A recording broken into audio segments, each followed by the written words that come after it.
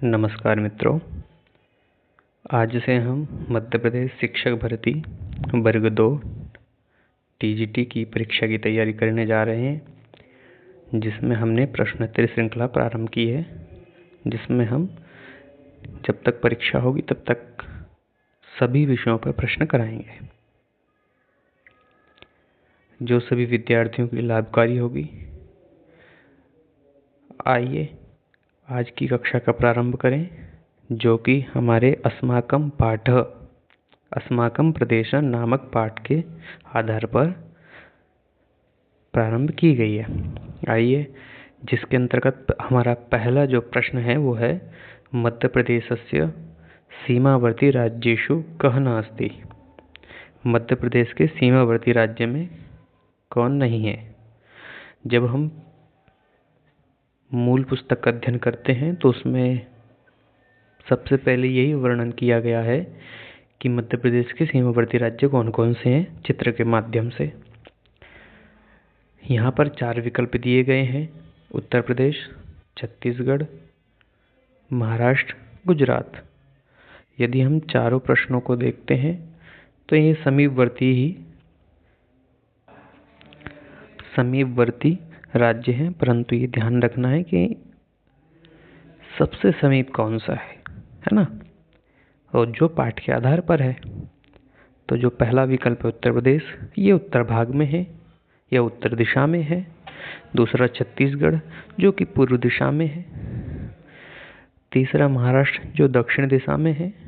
और चौथा गुजरात, जो पश्चिम दिशा में तो है परंतु एकदम सीमावर्ती नहीं, अर्थात जिससे सीमाएं नहीं लगती हैं। तो इस प्रश्न का जो उत्तर है वो हमारा घ विकल्प जो है वो सही होगा, क्योंकि उन्होंने पूछा है कि सीमावर्ती क राज्य नास्ति। चलिए अगला प्रश्न देखते हैं। भारतस्य मध्य भागे कः प्रदेशः।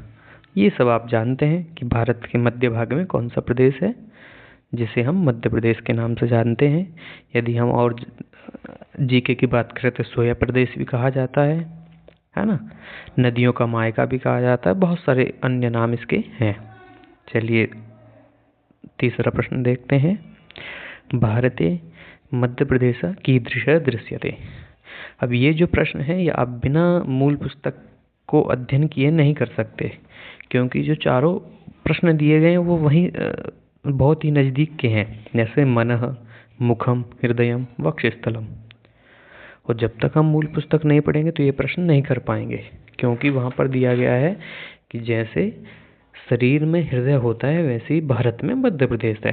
तो जब तक आप ये पंक्ति नहीं पढ़ेंगे तब तक ये प्रश्न नहीं कर पाएंगे।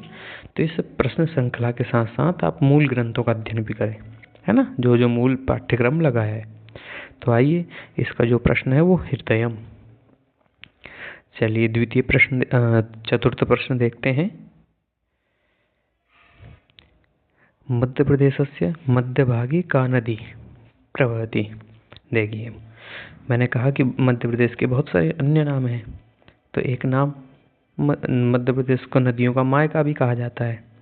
और यहाँ पर जो पूछा गया है मध्य प्रदेश से मध्य भागे का नदी, और जो 4 ऑप्शन है ये भी ऐसे हैं कि जो लगभग मध्य प्रदेश के बीच में बहने वाली नदियाँ हैं। पहला वेत्रवती, दूसरा नर्मदा, तीसरा माही, चौथा ताप्ती। तो इस प्रश्न का जो उत्तर है वो नर्मदा नदी है, और ये भी पाठ में ही वर्णित किया गया है। आप मूल पुस्तक को पढ़ेंगे तो आपको इसका आंसर मिल जाएगा। इसका जो आंसर है, उत्तर है, विकल्प नंबर ख है, जिसका नर्मदा उत्तर है। आइए 5वां प्रश्न देखते हैं। रेवा कस्याः अपर नाम अस्ति। मित्रों, इस तरह से बहुत प्रश्न पूछे जाते हैं। जहाँ जहाँ मेघदूत लगा है वहाँ वहाँ ये प्रश्न जरूर पूछा जाता है, जैसे यूपी टीजीटी इत्यादि अन्य जो परीक्षाएं हैं, राजस्थान की कुछ परीक्षाएं, हरियाणा की जो परीक्षाएं हैं, मध्य प्रदेश की हैं। और कहने का मतलब जहाँ जहाँ कालिदास के ग्रंथ लगे हैं वहाँ वहाँ इस तरह के प्रश्न पूछे जाते हैं।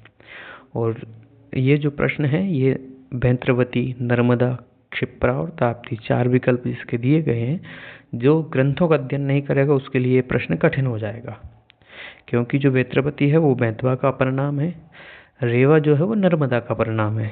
तो इस प्रश्न का जो उत्तर है वो है नर्मदा, है ना। चलिए अगला प्रश्न देखते हैं। नर्मदायाः उत्तर दक्षिण दिशो क्रमशः के पर्वत श्रृंखले स्तः। नर्मदा के उत्तर दक्षिण दिशाओं में क्रम से के पर्वत श्रृंखले स्तः कौन कौन सी पर्वत श्रृंखलाएं, जो भी क्रम से बताया गया है। देखिए मित्रों, ये सबको पता है विंध्याचल सतपुड़ा के बारे में, परंतु क्रम क्या है कि नर्मदा की उत्तर दिशा में कौन सा है और दक्षिण में कौन सा है। तो जब हम पाठ का अध्ययन करते हैं तो उसमें दिखाया गया है, वर्णन किया है कि जो नर्मदा है उसके उत्तर दिशा में विंध्याचल और दक्षिण दिशा में सतपुड़ा पर्वत श्रृंखला है। इसलिए हमारा जो इस प्रश्न का उत्तर है वो प्रथम विकल्प विंध्याचल सतपुड़ा क्रम से है। आइए अगला प्रश्न देखते हैं। सतपुड़ा विंध्याचलौ शासकीय भवने कुत्र वर्तते।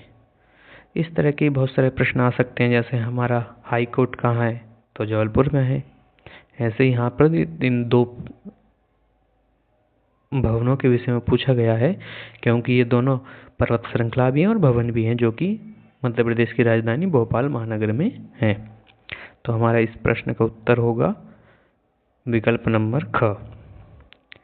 चलिए अगला प्रश्न देखते हैं।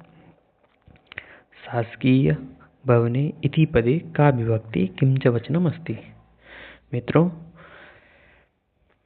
पाठ में जितने भी शब्द आए हैं, जो थोड़ा शब्द आपको लगता है कि ये थोड़ा यूनिक है, उससे प्रश्न बनने के बहुत बहुत चांस है, जो कि आपकी परीक्षा में पूछा जा सकता है। तो कोई भी ऐसा शब्द जो थोड़ा अलग हो, उसको ध्यान से देखें, उसमें समझें कौन सी विभक्ति कौन सा वचन है। कोई क्रिया है, उस क्रिया में कोई उपसर्ग है, क्या क्या प्रत्यय है। वैसे तो हम जो अध्ययन श्रृंखला चला रहे हैं प्रश्नोत्तरी, इसमें उन सभी तरह के प्रश्नों को उनमें उनसे बनने वाले जो जो और शब्द हैं उनको देख लेंगे, परंतु आप जब मूल पुस्तक का अध्ययन करें तब भी आप ध्यान रखें। तो इस प्रश्न का उत्तर क्या होगा, द्वितीय विभक्ति द्विवचनम। और ध्यान ये रखना, चारों विकल्पों को ध्यान से पढ़ना है। दूसरा जो विकल्प है ख, प्रथमा विभक्ति द्विवचन। घ नंबर का जो विकल्प है सप्तमी विभक्ति एक वचन, और घ का है उपर्युक्तम सर्वम।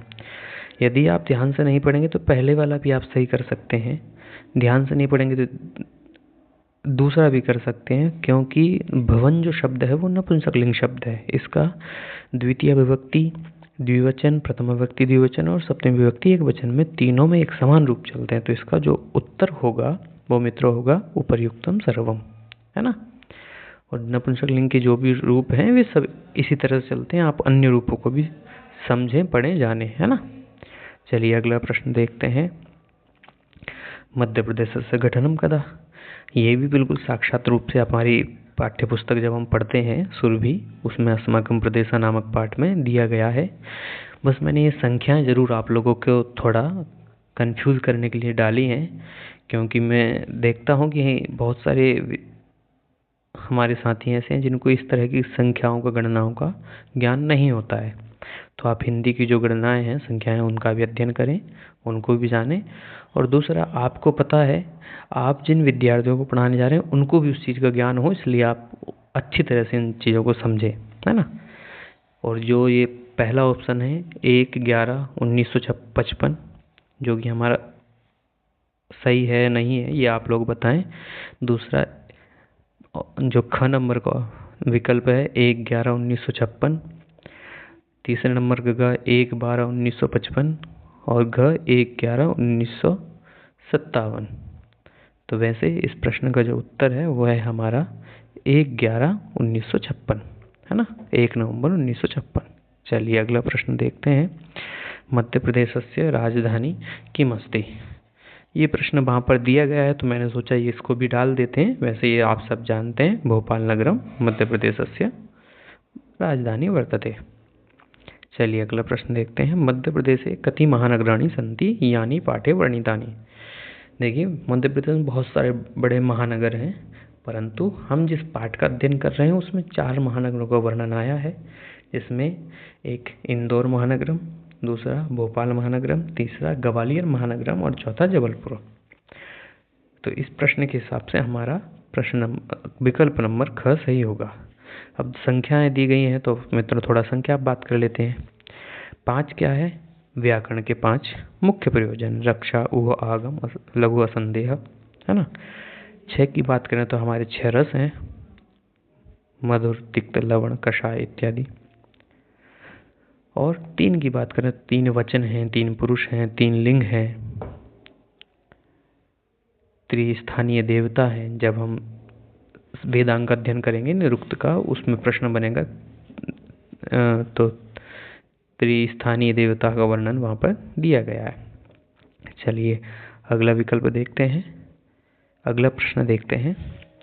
मध्य प्रदेश से स्थितम उज्जैन नगरस्य अपर नाम किमस्ति। मित्रों मैंने इस तरह से 3 प्रश्न आपसे पूछ लिए हैं और चौथे के बारे में बताया था कि वेत्वा नाम वेत्रवती नाम वेतवा नदी का है। इसी तरह से ये उज्जैन नगरस्य अपर नाम किमस्ति, ये भी जब हम पाठ का अध्ययन करते हैं तो वहाँ वैसे जो मैंने लिखे हैं चारों विकल्प सही हो सकते हैं यदि हमने नहीं पढ़ा है तो, है ना। क्योंकि हम उज्जैनी देखते हैं तो कालिदास वर्णन करते हैं, ज्योतिर्लिंग भूमि देखते हैं तो ज्योतिर्लिंग वहाँ पे है, ओंकारेश्वर, है ना, भगवान महाकाल। तीसरा राजधानी, राजधानी का भी कालिदास वर्णन करते हैं कि विक्रमादित्य की जो राजधानी है। यदि हम शूद्रक की बात करें तो वो भी बताते हैं इस तरह। तो इस प्रश्न का जो आंसर होगा वो महाकाल नगरी, ख नंबर जो विकल्प है हमारा वो होगा, क्योंकि ऐसा पुस्तक में अस्माकं प्रदेश नामक पाठ में दिया गया है। आइए अगला प्रश्न देखते हैं। ज्योतिर्लिंगानि कति सन्ति। तो ये तो आप जानते हैं ज्योतिर्लिंग 12 सन्ति, परंतु एकादश क्या है? तो एकादश रुद्र हैं। त्रयोदश क्या है? तो हम व्याकरण के प्रयोजन की बात करते हैं तो 5 मुख्य प्रयोजन है और 13 गौण प्रयोजन है। तो 5 का नाम तो मैंने बताया, रक्षा, ऊह, आगम, लघु, असंदेह। ऐसे ही इनको भी आप जाने। त्रयोदश गौण प्रयोजन होते हैं, 12 ज्योतिर्लिंग होते हैं, 12 मास होते हैं, 10 क्या होते हैं? 10 लकार होते हैं, लट आदि, है ना। तो इस प्रश्न का जो आंसर है वो सही आंसर है 12। चलिए अगला प्रश्न देखते हैं। नर्मदा तीरे कति दार्शनिक स्थलानि सन्ति, यानी पाठ्य वर्णितानि। तो मित्रों मध्य प्रदेश में बहुत सारे दार्शनिक स्थल हैं। हम भोपाल के आसपास देखें या जबलपुर के आसपास देखें, इंदौर के आसपास देखें, परंतु पाठ में जो वर्णित किए गए हैं वो 4 हैं जो कि नर्मदा नदी के तट पर हैं। महेश्वरम, मंडलेश्वरम, ओंकारेश्वरम, नेमावरम इत्यादि, है ना। तो इन 4 का वर्णन आया, तो इसका प्रश्न का उत्तर भी विकल्प नंबर ख 4 होगा। चलिए आगे 5 की मैंने बात की। यदि संख्या को देखें तो 5 हमारे मुख्य प्रयोजन है व्याकरण के, 6 देखें तो 6 वेदांग हैं, शिक्षा के 6 अंग हैं, है ना। 3 को देखें तो 3 हमारे त्रिस्थानीय देवता हैं, 3 वचन हैं, 3 लिंग हैं, 3 पुरुष हैं, और भी बहुत सारी 3 निरुक्त में 3 कांड हैं। तो इस तरह संख्याओं से भी बहुत प्रश्न आते हैं। आइए अगला प्रश्न देखें जो कि हमारी आज की कक्षा का अंतिम प्रश्न है। मैहर नगरी कुत्र अस्ति तत्र च कस्याः देव्या मंदिरम अस्ति। तो मित्रों तो आपसे यहाँ 2 प्रश्न एक साथ पूछे गए हैं कि मैहर नगरी कहाँ है। आपको यदि ये पता है तो पर दूसरा प्रश्न भी पूछा गया है कि किस देवी का मंदिर है। तो भोपाल नगरी सरस्वत्याः मंदिरम् अस्ति किम्, मध्य प्रदेशे दुर्गायाः मंदिरम् अस्ति किम्, मध्य प्रदेशे शारदायाः मंदिरम् अस्ति किम्, अमरकंटके सरस्वत्याः। तो जब पाठ का अध्ययन करेंगे, मूल पुस्तक को पढ़ेंगे और वहाँ से अध्ययन करके यहाँ प्रश्नोत्तरी लगाएंगे तो आपका प्रश्न अवश्य में भी ठीक होगा, जिसको आंसर है इस प्रश्न का जो उत्तर है वो है मध्य प्रदेश से मैहर नगरी मध्य प्रदेश में है ना। आप भोपाल भी कर सकते थे मध्य प्रदेश, क्योंकि भोपाल राजधानी है। परंतु अगला जो हमारा प्रश्न था कस्याः देव्याः मंदिरम् अस्ति, वो है शारदायाः। अस्तु मित्रों, आपने सभी प्रश्नों को अच्छे से हल किया होगा और मैं समझता हूँ आपके लगभग बहुत सारे प्रश्न ठीक होंगे। और जिसके जितने प्रश्न हैं वो अपना कमेंट बॉक्स में लिखें और अपनी तैयारी सुनिश्चित करें। परीक्षा यथा निश्चित 20 मार्च को होना जो निश्चित है वो होएगी। तो आप इस हिसाब से अपने अध्ययन को जारी रखें और अपनी परीक्षा को और मजबूत बनाने के लिए, अच्छी तैयारी के लिए हमारे इस संगम स्टडी नामक यूट्यूब चैनल से जुड़ सकते हैं। आपको कक्षा पसंद आई तो लाइक करें, शेयर करें और अपने मित्रों के पास भेजें। अस्तु, धन्यवाद। फिर मिलेंगे एक नई कक्षा के साथ।